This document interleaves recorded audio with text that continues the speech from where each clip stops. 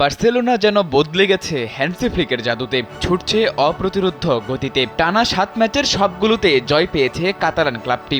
সব রকম চেষ্টা করেও বার্সাকে থামাতে পারছে না কেউ। একটা সুযোগ এসেছিল গেতাফের কাছে, তবে তা হতে দেননি বার্সার প্রাণভোমরা রবার্ট লেভানদোভস্কি।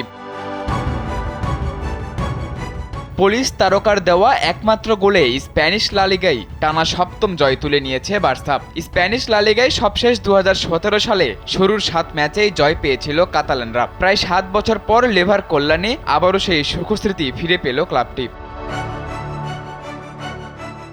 লা লিগার ম্যাচে বুধবার ঘরের মাঠে গেতাফের মুখোমুখি হয় দুর্দান্ত ছন্দে থাকা বার্সেলোনা। পয়েন্ট টেবিলের 19 নম্বর দল গেতাফে বার্সেলোনার থেকে ঢের পিছিয়ে, কিন্তু গেতাফের সবশেষ 5 দেখায় 3টিতেই ড্র করেছিল বার্সেলোনা। বাংলাদেশের একমাত্র মাল্টিন্যাশনাল টাইলস ব্র্যান্ড আরএকে সিরামিক্স। এই ম্যাচেও আশা জাগা নিয়ে শুরু করেছিল গেতাফে। প্রথম 15 মিনিটের মধ্যেই 3টি সুযোগ তৈরি করেও গোলের দেখা পায়নি ক্লাবটি।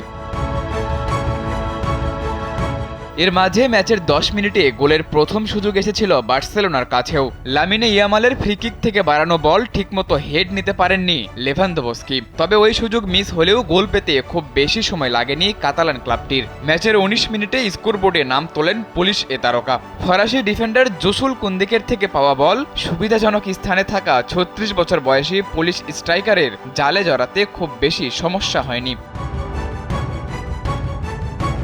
7 ম্যাচে 7 গোল করে চলতি মৌসুমে সর্বোচ্চ গোলদাতার তালিকার শীর্ষে আছেন তিনি। 5টি গোল করে যৌথভাবে দ্বিতীয় স্থানে আছেন আরেক বার্সা তারকা রাফিনিয়া ও রিয়াল মাদ্রিদের কিলিয়ান এমবাপ্পে। গেতাফের বিপক্ষে পাওয়া এ জয়ে 21 পয়েন্ট নিয়ে টেবিলের শীর্ষে অবস্থান করছে বার্সেলোনা। বর্তমান চ্যাম্পিয়ন রিয়াল মাদ্রিদের অবস্থান টেবিলের দ্বিতীয় স্থানে। 5 জয় ও 2 ড্রতে রিয়ালের বর্তমান পয়েন্ট 17।